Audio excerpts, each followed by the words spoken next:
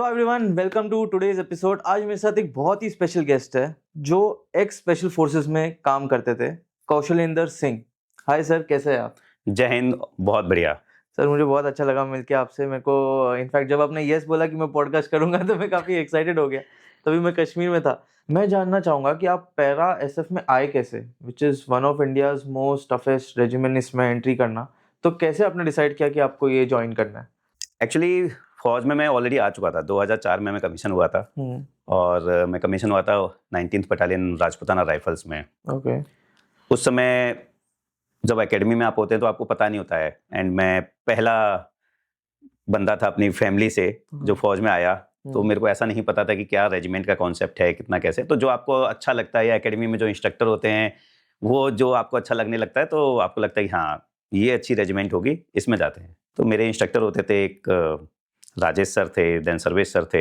उस समय platoon commander होते थे captain Rajesh, captain Sarvesh, now colonel's हैं दोनों।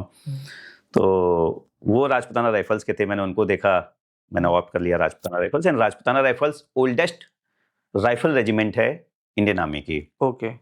बहुत पुरानी रेजिमेंट है। 2 राजरिफ आपने सुना होगा, 11 राजरिफ 19। मेरी जो खुद की बटालियन है वो उसको पहला अशोक चक्र मिला था 1971 में नागालैंड में। कैप्टन उमेद सिंह मेहरा सर थे।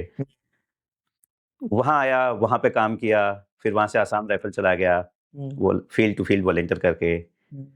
तो मुझे था कि यार ठीक है, ये भी हो गया। अभी पुंछ का एक टेन्योर लाइन ऑफ कंट्रोल पे मैंने कर लिया। आसाम राइफल में बड़े सारे मिलिटेंट्स के साथ ऑपरेट किया, काफ़ी सारे एक्शंस हुए। तो कि अब इससे आगे क्या करना है।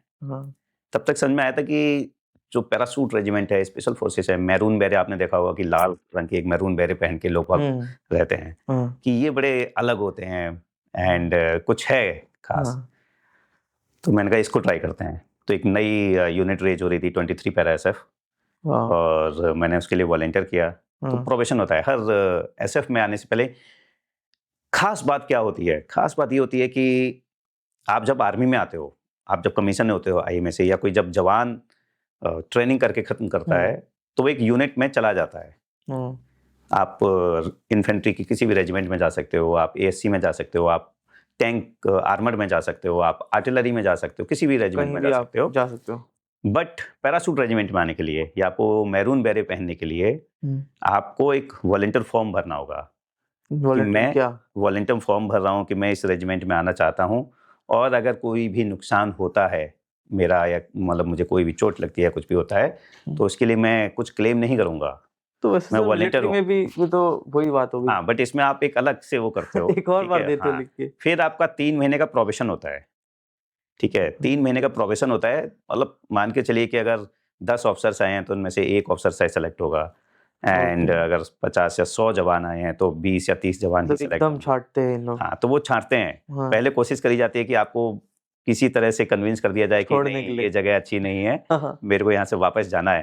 ठीक है, आपका पूरा लाइफ स्टाइल चेंज हो जाएगा। आपको सुबह सोने को बोला जाएगा, रात में पूरी रात जगा के रखा जाएगा। दौड़ रहे होंगे, आप दौड़ के आओगे 30-40 किलोमीटर, आपको बोला जाएगा कि चलो अभी एक आर्टिकल लिखो। ठीक है, आर्टिकल लिखो। हाँ, कोई भी एक टॉपिक दे दिया जाएगा, रैंडम टॉपिक। तो बड़ी सारी अलग अलग चीजें कराई जाती हैं। माइंड के साथ पूरा खेल देते हैं। हाँ, शरीर, लोगों को लगता है कि फिजिकल बहुत टफ होता है।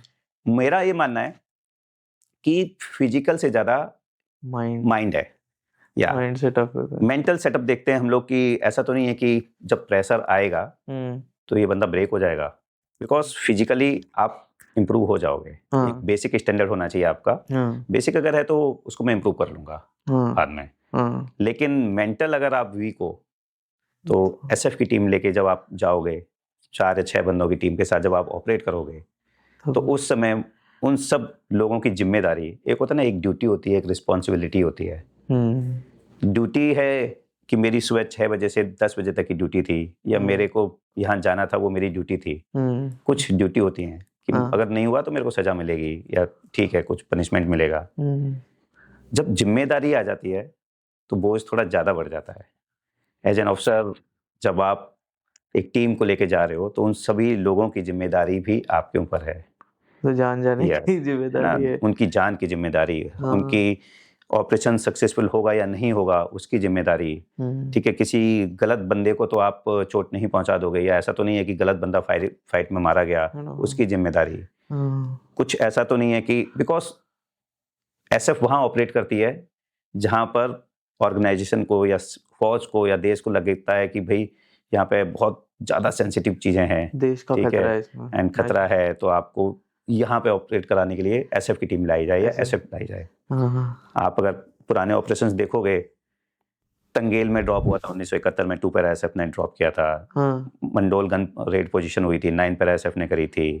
उसके बाद बर्मा में आपने उरी अगर मूवी देखी होगी तो शुरुआत में एक दिखाया गया कि बर्मा म्यांमार में अटैक जो हुआ वो 21 पैरा एसएफ ने किया, ठीक है। फिर जो उरी मूवी है वो 4 पैरा एसएफ ने करा। तो इस तरह के जब ऑपरेशंस के लिए मतलब बहुत सिलेक्टेड लोगों को निकाल के बुलाया जाता है, तो उसके लिए फिर से छटाई होती है, तो वो प्रोबेशन में होती है, ठीक है। प्रोबेशन में जब छट कर आप तैयार होके बाहर आते हो कि भाई 3 महीने आपने निकाल दिए, एंड जो सेलेक्टर्स थे आपके, जो छांटने वाले थे, उन्होंने बोला कि भाई ये बंदा है जो हमें ज्वाइन कर सकता है। उसके बाद आप जाते हैं, पैरा बेसिक करते हैं, जहाज से कूदने का जो पैराशूट लेकर कूदने की ट्रेनिंग होती है, वो कराया जाता है।